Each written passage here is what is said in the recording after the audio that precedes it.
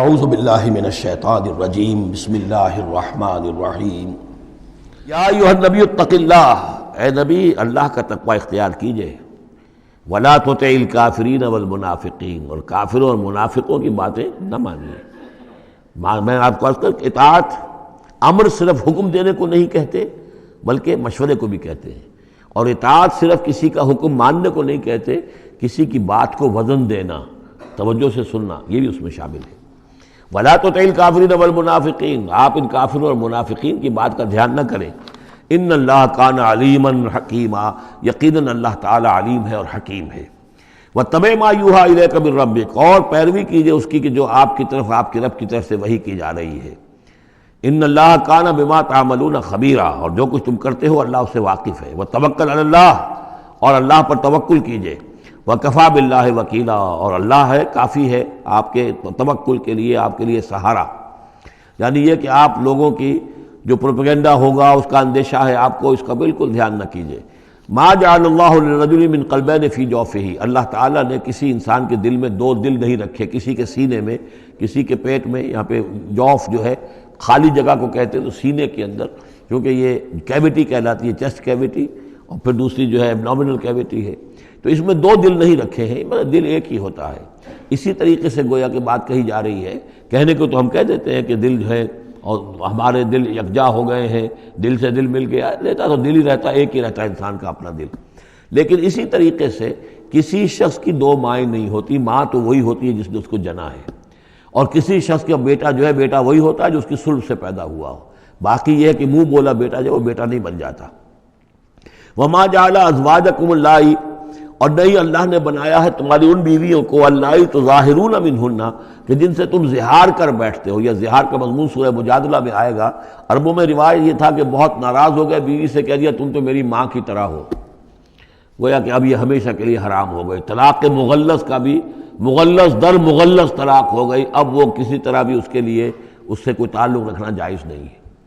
تو یہ زہار جو ہے ماں بنا دیا، کہہ دیا کہ ماں بن گئی، تو گویا کہ ماں بن گئی، لیکن اللہ تعالیٰ کے ہاں وہ ماں نہیں بنتی، ماں تو وہی ہے، جیسے کہ فرمایا وَمَا جَعَلَ أَزْوَاجَكُمُ اللَّائِي تُظَاہِرُونَ مِنْهُ أُمَّهَاتِهِمْ، جن سے تم زہار کر بیٹھتے ہو، جنہیں تم یہ کہتے ہو کہ تم میری ماں کے مانند یا ماں کی پیٹھ کے مانند ہو میرے لیے، تو وہ اللہ تمہاری مائیں نہیں بن جاتی۔ وَمَا جَعَلَ أَدْعِيَاءَكُمْ أَبْنَاءَكُمْ، نہ تمہارے منہ بولو بیٹوں کو اللہ تعالیٰ نے بیٹا بنایا ہے۔ ذَلِكُمْ قَوْلُكُمْ بِأَفْوَاهِكُمْ، یہ تو تمہاری منہ کی باتیں ہیں، منہ سے تم نے وہ جملہ کہہ دیا، تم تو میری ماں کی مانند ہو یا ماں کی پیٹھ کے مانند ہو، اور اسی طریقے سے کہہ دیا تم میرے بیٹے ہو، بیٹا تو وہی ہوگا۔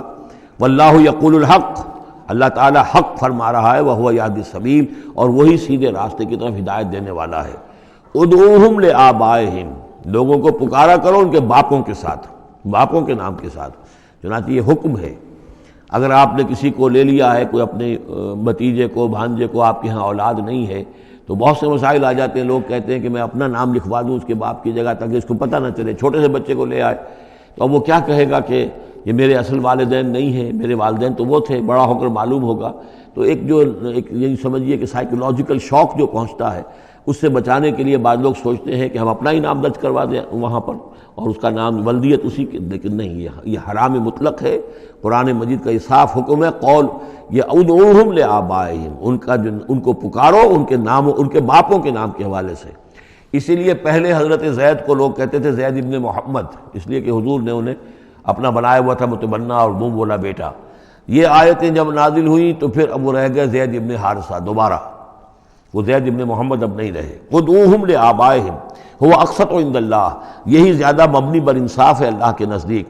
فإن لم تعلموا آباءهم فإخوانكم في الدين، اور اگر تم جانتے نہیں ان کے باپ کو، کہیں کوئی بچہ جو ہے، چھوٹا سا بچہ کہیں مل گیا ہے، معلوم نہیں، نہ اس کو ہوش تھا، ایسا ہوا ہے، پارٹیشن کے وقت بہت ہوا ہے، پوری گاڑی جو ہے آ رہی تھی، سب کے سب جو ہے وہ قتل کر دیے گئے، کوئی بچہ کہیں پر زندہ مل گیا ہے، اور ایسے لوگ، ان سے ملاقات بھی ہوئی ہے ایک صاحب سے لاہور میں، اب ان کو کسی نے لے کر پال لیا ہے، ٹھیک ہے، لیکن یہ کہ اگر اب معلوم نہیں کہ ان کے باپ کا نام کیا ہے، کوئی نہیں جانتا، نہیں ہے، اگر تم اس کے باپ کا نام نہیں جانتے، فَإِن لَمْ تَعْلَمُوا آبَاءَهُمْ فَإِخْوَانُكُمْ فِي الدِّينِ وَمَوَالِيكُمْ، وہ تمہارے دینی بھائی شمار ہوں گے، اور وہ تمہارے رفیق ہیں، تمہارے موالی ہیں۔ وَلَيْسَ عَلَيْكُمْ جُنَاحٌ فِيمَا أَخْطَأْتُمْ بِهِ، لیکن جو کوئی تم سے اب تک کوئی غلطی ہو گئی ہے یا غلطی ہو جائے تو اللہ تعالیٰ تمہیں پکڑے گا نہیں. وَلَٰكِن مَا تَعَمَّدَتْ قُلُوبُكُمْ، لیکن جو بھی کچھ تم اپنے دلوں سے پورے ارادے کے ساتھ کرو گے تو اس پر یقیناً اللہ تعالیٰ جو ہے حساب لے گا. وَكَانَ اللَّهُ غَفُورًا رَحِيمًا، اور یقیناً اللہ غفور الرحیم ہے، بخشنے والا اور مہربان. النبی اولیٰ بالمؤمنین من انفسہم، یقیناً نبی جو ہے اہل ایمان کے لیے ان کی اپنی جانوں سے زیادہ محبوب ہونا چاہیے، زیادہ جو ہے حقدار ہے کہ وہ اپنی جانوں سے زیادہ حضور کی جان کی فکر کریں، حضور کی جان سے محبت رکھیں. وَأَزْوَاجُهُ أُمَّهَاتُهُمْ، اس میں یہ ہے کہ یہاں پر یوں سمجھیے کہ گویا کہ محذوف یہ ہے کہ وَهُوَ أَبٌ لَهُمْ، یعنی حضور جو ہے رسول جو ہے وہ ان کے لیے بمنزلہ باپ ہے. اس کے لیے ایک حدیث بھی موجود ہے کہ میرا مقام تم سب کے والد کی حیثیت سے، جیسے کہ فرمایا گیا ازواجہ امہاتہم، ابھی آ رہا ہے کہ اس کی جو بیویاں ہیں نبی کی وہ تمام مسلمانوں کی مائیں ہیں. اسی لیے ہم ام المومنین حضرت عائشہ، ام المومنین حضرت خدیجہ الکبریٰ، ام المومنین حضرت صفیہ، تو یہ تمام جو ہیں صفیہ ہیں، تو یہ سب کی سب جو ہے ام المومنین ہیں. تو النبی اولیٰ بالمؤمنین من انفسہم وہو اب لہم، ان کے لیے باپ کے درجے میں ہے. بلکہ یہ کہ یہ بعض جو ابتدائی قاری تھے وہ تو اس کے ساتھ پڑھتے بھی تھے اس کو. وَأَزْوَاجُهُ أُمَّهَاتُهُمْ، اور اس کی بیویاں جو ہے وہ ان کی ماؤں کا درجہ رکھتی ہیں. وَأُولُو الْأَرْحَامِ بَعْضُهُمْ أَوْلَىٰ بِبَعْضٍ فِي کتاب اللہ.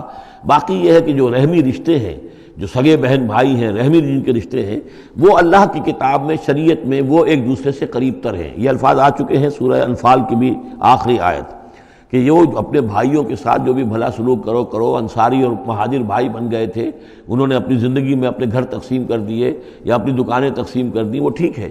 زندگی میں جو بھی تم چاہو، الا ان تفعلوا الی اولیاءکم، تم اپنے بندوں کے ساتھ جو خیر بھی کرنا چاہو اپنے بھائیوں اور دوستوں کے ساتھ کرو. لیکن وراثت میں ظاہر بات ہے منہ بولے بھائی کا کوئی حصہ نہیں، منہ بولا بیٹے کا کوئی حصہ نہیں. اور وہ جو بنا دیے گئے تھے انصاری اور مہاجر آپس میں بھائی، وہ بھائی چارہ جو ہے وہ بھی وراثت کے اندر نہیں چلے گا. وراثت جو ہے وہ تو جو اصل رحمی رشتے ہیں انہی میں ہے. وَأُولُو الْأَرْحَامِ بَعْضُهُمْ أَوْلَىٰ بِبَعْضٍ فِي کتاب اللہ مِنَ الْمُؤْمِنِينَ وَالْمُہَاجِرِينَ، اہل ایمان اور مہاجرین ان سب کا معاملہ یہی ہے.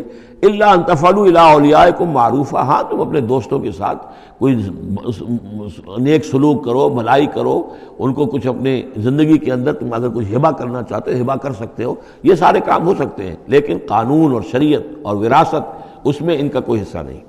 کان ذالک فی الکتاب مستورا، یہ تمام چیزیں جو ہے کتاب میں پہلے سے لکھی ہوئی ہیں. اس لیے بھی کہ یہ چیزیں جو آ چکی ہیں وہ تو یہ کہ تورات میں بھی ہوں گی، لیکن سورہ نساء میں بھی یہ باتیں آ چکی ہیں. اسی طریقے سے سورہ انفال میں بھی آ چکی ہے. وَإِذْ أَخَذْنَا مِنَ النَّبِيِّينَ مِيثَاقَهُمْ، اور یاد کرو جب کہ ہم نے لیا تھا انبیاء سے ایک میثاق.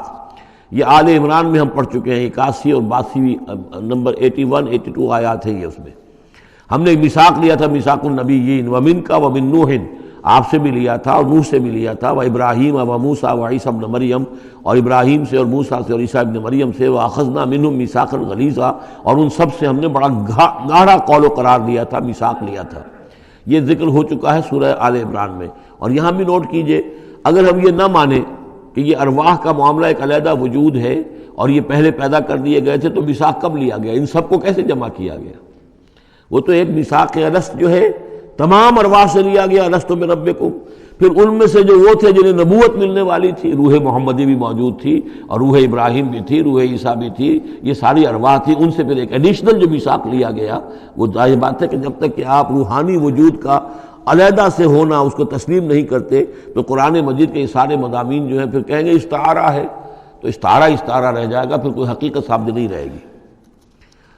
لِيَسْأَلَ الصَّادِقِينَ عَنْ صِدْقِهِمْ، تاکہ اللہ تعالیٰ پوچھ لے سچوں سے ان کے سچ کے بارے میں. اور گویا کہ آگے محذوف ہے وَالْكَاذِبِينَ مِنْ كِذْبِهِمْ، اور جو جھوٹے ہیں ان سے ان کے جھوٹ کے بارے میں سوال کر لے، تاکہ اللہ تعالیٰ پوری طرح پوچھ گچھ کر لے سچوں سے ان کے سچ کے بارے میں. وَعَدَّ لِلْكَافِرِينَ عَذَابًا أَلِيمًا، اور یقیناً اس نے کافروں کے لیے ایک بہت دردناک عذاب تیار کیا ہوا ہے. یہ پہلا رکوع یہاں پر ختم ہو گیا، یہ 8 آیات کا ہے. اس کے بعد اب یہ مضمون چلے گا 2 رکوعوں کے بعد چل کر، دوسرے تیسرے کے بعد چوتھے رکوع کے ساتھ. ابھی یہ صرف اس کی تمہید ہے کہ اے نبی آپ ان کافروں کا منافقین کا کوئی اسکینڈل بن جائے گا، کوئی یہ ہو جائے گا، کوئی وہ ہو جائے گا، اس کو اپنے ذہن سے بالکل نکال دیجئے، جو اللہ کا حکم ہے اس کے اوپر عمل کیجئے۔ آپ کے لیے وہ نکاح کرنے میں قطعاً کوئی قباحت نہیں ہے، اور اللہ تعالیٰ نے تو گویا کہ آپ کو حکم دے دیا، اس لیے کہ وہ آ جائے گا کہ ہم نے تو وہ شادی آپ کی کر دی ہے، ہمارے حکم سے یہ حضرت زینب کے ساتھ آپ کا نکاح جو ہے طے پا چکا ہے۔ صدق اللہ العظیم۔